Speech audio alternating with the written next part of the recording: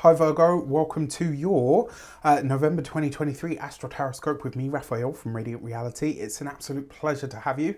Thank you so much for being here. Thank you so much for joining me. Quick note, these readings are for your Sun, Moon and Ascendant sign, but I use whole sign tropical Western astrology. So if you are only going to watch one of these, make sure it's for your Ascendant. It's going to be the most accurate on that day-to-day level because they are based on the astrology. With that said, I would like to bless my decks of cards with all forms of love, light, peace, prosperity and abundance, and I pray that the messages that come through are ultimately clear and concise. They help you on your path to your highest vibrational good. So the first transit that I would like to look at, I'm going to pop these to the side because we're going to use these first. The first transit that I want to look at for you is on the 4th of November. The moon is going to come into an opposition with Pluto. Okay, so not a big deal because it happens every, once every month, right? Now, the reason this one is special is because at the same time that's going to be happening, both Pluto and the moon are going to square the nodes. Again, not a big deal because, not a rare deal, should I say, because, the nodes are where they are in the cardinal signs of Aries and Libra. The moon's going to be at 28 degrees of Cancer and Pluto's going to be at 28 degrees of Capricorn. This is significant because Saturn on this very same day is going direct. So Saturn, for you, like literally represents your fifth house, right? Your pleasures, your joys, etc. Now, the reason this is kind of significant is because the moon is going to be in your 11th house, right? So moon in the 11th, and then you've got the opposing energy of Pluto in your 5th house. On top of that, you've got the nodes in Aries and Libra, which is your 2nd and your 8th houses of money and finances, right? So the reason this is a big deal is because when Saturn goes direct, it's kind of like, when a Mercury retrograde ends, right? So it takes a while to get up to speed. Because it's Saturn, it takes that much longer. But because there's such a powerful cardinal energy in the air, this is creating what we call a cardinal grand cross, right? And this is, cardinal energy is all about driving something forward. It's an initiatory kind of energy. And so with this in the background, I feel like this Saturn direct is going to come in with a bit of a bang.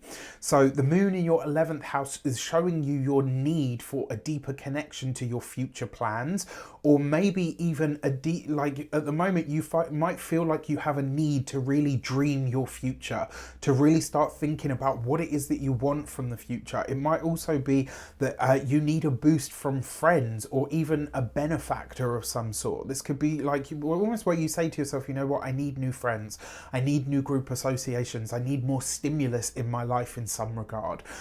Now in its own sign, the moon is strong, right? But it's opposed to that Pluto, which is in your 5th house. It's showing you where something comes to an end, right? And this could be a project, it could be an idea or a concept that you're now ready to finish and to, release out into the world in some way, but it also has a difficult release in some regard, and potentially it's stunted, right? Because the moon's coming into that opposition with Pluto in your 5th house, it does suggest that there's something out of your control here.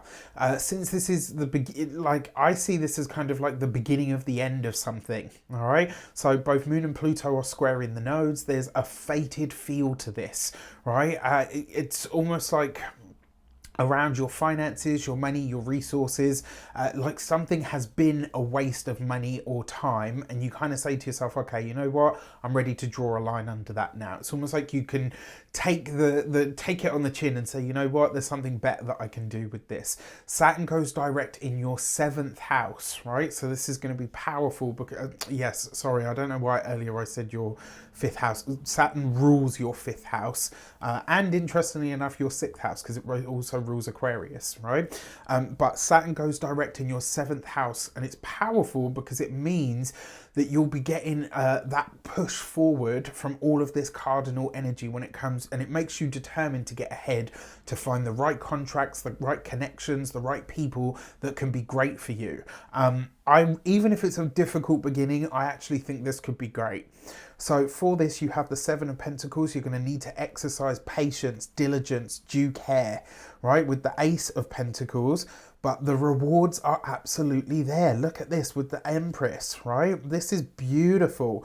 So what this tells me is whatever efforts you are putting into motion now, whatever future goals, ideas, orientations and plans that you're starting to really look at, to fine tune, to refine, etc., and even, you know, where you can make the right partnerships, if you do that work now around this transit, you will be reaping the rewards from this when we get into Taurus season of 2024.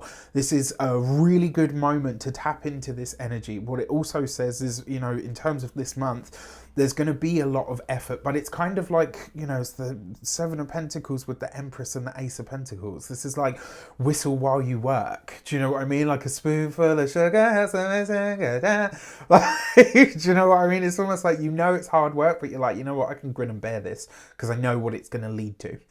All right, on the 12th of November, Mars, the planet of action, energy, excitation, irritation, war, challenge, conflict, is coming into a direct opposition with Uranus, the planet of surprise, change, revolution, rebellion, breaking of the old guard, smashing through blocks. It's also the energy of divorce.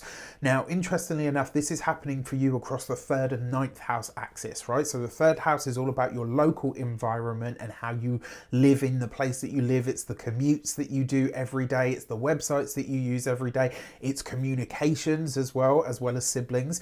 The 9th house represents you know, foreign travel, further travel. It's not like the commute. This is like long haul flights, or, you know, where you drive the length of the country.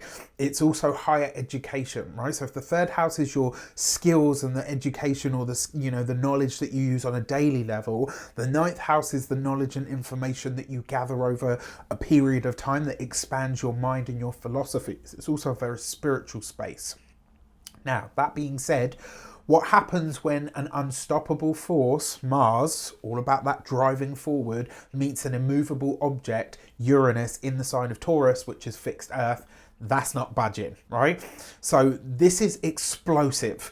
This is eruptive. It's disruptive. You are probably going to see this. You guys, more than anybody else, actually, may see this in terms of some kind of technology. This could be a website breakdown. I touch wood, if you've got a website, if you've got devices, I would back them up before this transit comes exact. Now, for all of the signs that I've read for, which is all 12 of them, the thing that I have advised is, and I understand, you know, not everybody is going to, this isn't going to be possible for everyone.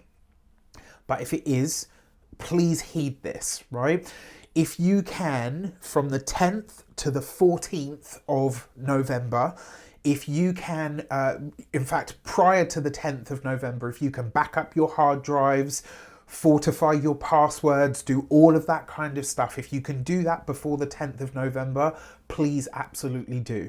If you can avoid travel between the 10th and the 14th of November, that would be ideal. If you can't, this is a time to be extra vigilant. This is a time to leave, you know, if you've got a journey that you're like, well, you know, it takes me like 20 minutes to drive there. If that's the case, leave yourself an hour, right? It sounds like overkill, but this energy is explosive. Things can change very quickly on the drop of a dime. When you give yourself that extra time, you don't have to rush. So even if the world around you is going fucking crazy, let them. Right? You've got all the time in the world, okay? So please just be mindful of that. Now, because this is a communications axis and a communications and education axis, this is potentially communications that boil over. To say that there's likely to be, that it's an explosive mix is an understatement. And to say that there are potentially clashes here, clashes of words, clashes of ideas, clashes of philosophies, clashes of religions, right? This is, you know, they say religion, politics, and I can't remember what the third one is, but religion, politics, and this other thing are the three things you should never discuss because they're likely to end in an argument. This is that time, right? So the transit perfects on the 12th of November. So I am advising that the 10th through to the 14th, right? That's 2 days before, the day of, and 2 days after. You kind of park any of this stuff, right? Through this time, don't get into conversations with people online about certain things. Don't, you know, because it could really escalate beyond what is necessary.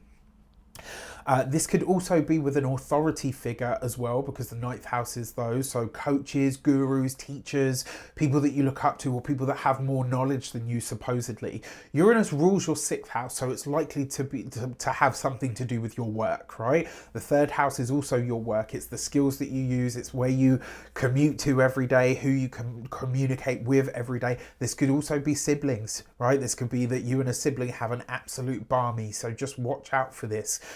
It could also be that you have a sneak hater, right? Because the sixth house is hidden enemies as well. The sixth and the 12th house actually represent enemies.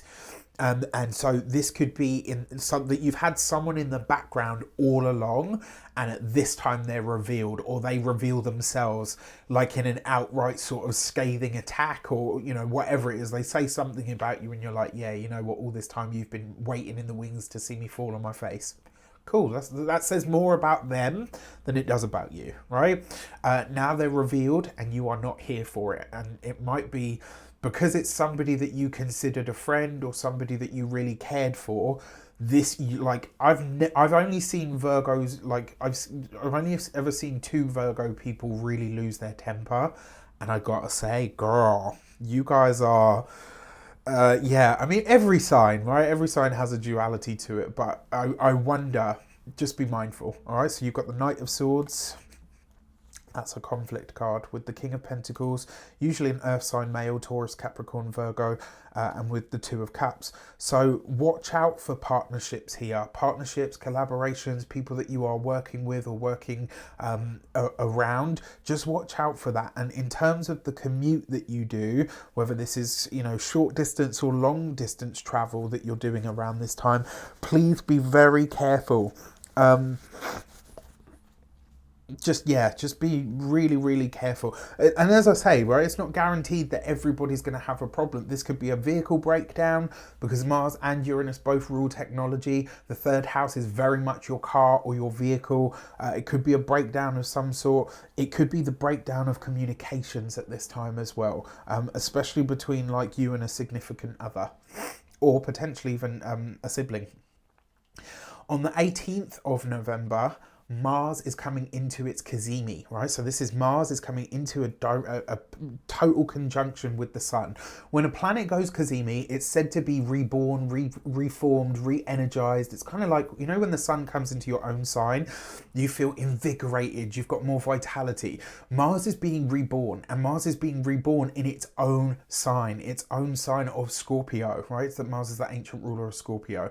Because Mars rules your third house of communications and your 8th house of other people's money, finances, deep psychological makeup, your wounds, your fears, etc. This could be a time where you come into a powerful... So if a Mercury Cazimi represents inspired thought or divine inspiration, a Mars Cazimi represents inspired action, right? So you could get really proactive here about sales, about some kind of commercial idea that you've got, about, you know, maybe you say, right, you know what, I want my website to be so awesome that everybody can see it, like you could see it from space. It gets that many clicks every day. This could be that you have some project that you want to release out to the world and you absolutely go for it. The Sun represents authority figures, and it also represents for you your 12th house. So this could be some kind of hidden support that comes in for you that you don't even realize. Maybe there's someone in the background that's kind of secretly rooting you on, or do you know what I mean? Or maybe it's putting your name out there in ways that you're not even aware of as yet. So this could be really nice. It expands your mind, because the third house is the mind, and it makes you think beyond what you currently know and believe. This will probably be a trip or a journey of some kind to a local place that is very enlightening for you at this time. It could also be something that you do on a material level that has like a really profound spiritual effect, or a message that comes from spirit that hits you really deeply and it leaves you kind of changed from here. Either which way, I'm totally here for the Mars Cazimi. I think it's going to be really nice for all of us in some way. So for this, you've got the Lovers card. Interesting, because the Lovers card is Gemini. Gemini naturally rules the third space. Got this with the 5 of Pentacles. Okay. and the Tower card. So for a select few of you, this may actually be where you make a choice to part ways with something or someone. This could be, again, because that 8th house rules your fears, right, and your deep psychological makeup. This could be where you have a conversation, right, and you make a choice in the Lovers card to release or let go of something, the 5 of Pentacles, and it gives you, you know, this really big realization of like, wow, now I can breathe better. You know, now I feel much better that I've got this off my chest. Interestingly enough, one of the tags for the 5 of Pentacles is that we overcome our greatest challenges when we realize how much sanctuary there is around us. And that I find really interesting because, like I was saying, you know, traveling to a local place, going to see somewhere that has, you know, that feels very spiritual, you get some kind of spiritual insight that leaves you very much changed. I have to say though, around the time of this, Cazimi, please mind your wallet, your card, anything that's like a payment sort of option, device, etc. On the 22nd of November, Venus is going to oppose Chiron. This is happening across your 2nd and your 8th house axis. Venus is strong because she's in the sign of Libra. Venus is strong in this sign because she rules this sign, and she's in your 2nd house of money, finances, resources, your personal values. But it's coming into a direct opposite with Chiron in the sign of Aries, which for you represents the 8th house of other people's money. So these are your money houses are being lit up by this, right? Strong and enhancing your resources, that's Venus. It could be showing you that making money can be easy, and that a part of your focus should be through teaching, publishing, coaching, or even through YouTube, something like that. But in opposition to Chiron in your 8th house of other people's money, it's like the snag here is that you come to see that it's almost like you don't see or you don't anticipate that there's going to be a financial issue with something moving forward. So, and it's rare because you guys are very much about the details, so this might be something that's been overlooked.